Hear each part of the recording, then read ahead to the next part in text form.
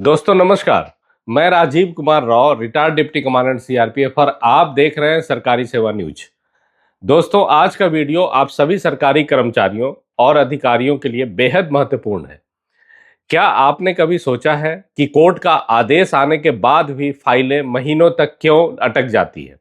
आज हम इसी लाल फीताशाही पर बात करेंगे, क्योंकि सुप्रीम कोर्ट ने एक ऐसा सख्त संदेश दिया है जिसने पूरे ब्यूरोक्रेसी सिस्टम को हिलाकर रख दिया है। दोस्तों यह फैसला इतना बड़ा है कि 6 मार्च 2026 के टाइम्स ऑफ इंडिया ने इसे प्रमुखता से छापा है।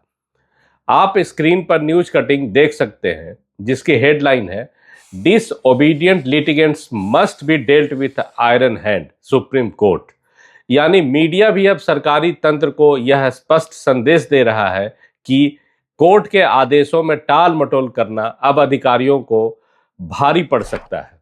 सुप्रीम कोर्ट ने साफ शब्दों में चेतावनी दी है कि अगर सरकारी अधिकारी कोर्ट के आदेशों की अवहेलना करेंगे तो उनसे आयरन हैंड यानी पूरी सख्ती से निपटा जाएगा।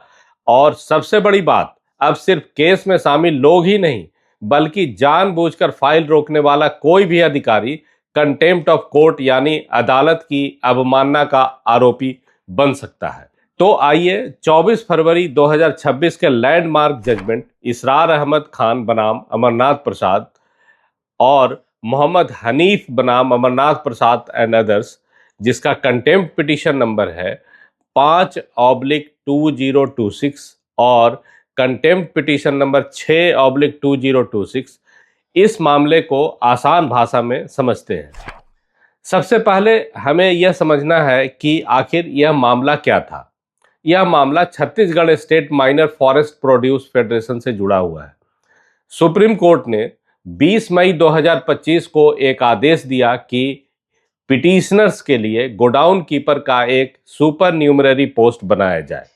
कोर्ट ने इसके लिए 3 महीने का समय दिया था, यानी आदेश का पालन 20 अगस्त 2025 तक हर हाल में होना था। लेकिन हुआ क्या?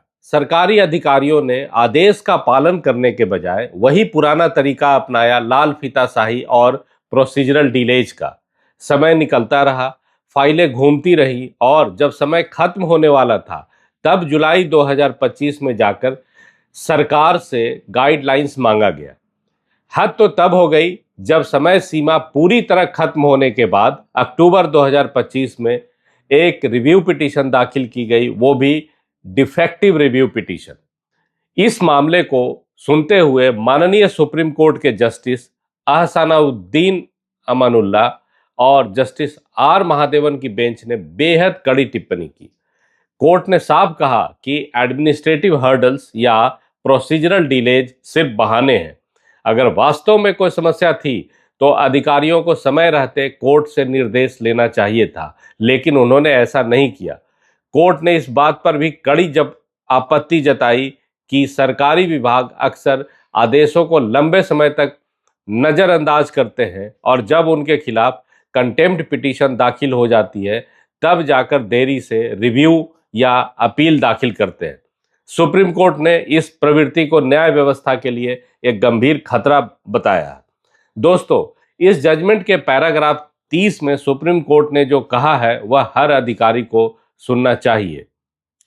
इस जजमेंट के पैरा 30 में सुप्रीम कोर्ट ने बेहद सख्त टिप्पणी करते हुए कहा है कि the high court should deal with such unscrupulous litigants more so when they happen to be state with an iron hand.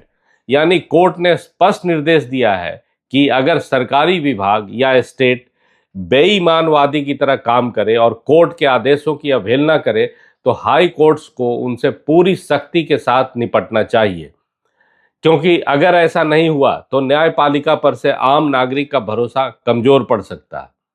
अब फाइल रोकने वालों की खैर नहीं, यानी थर्ड पार्टी लायबिलिटी।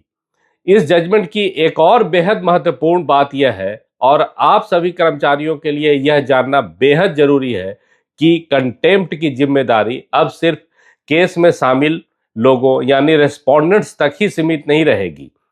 अगर पूरी डिसीजन मेकिंग चेन में कोई भी अधिकारी फाइल रोकता है, आदेश लागू करने में जानबूझकर देरी करता है या आदेश के उल्लंघन में मदद करता है तो वह भी कंटेम्प्ट ऑफ कोर्ट का आरोपी बन सकता है।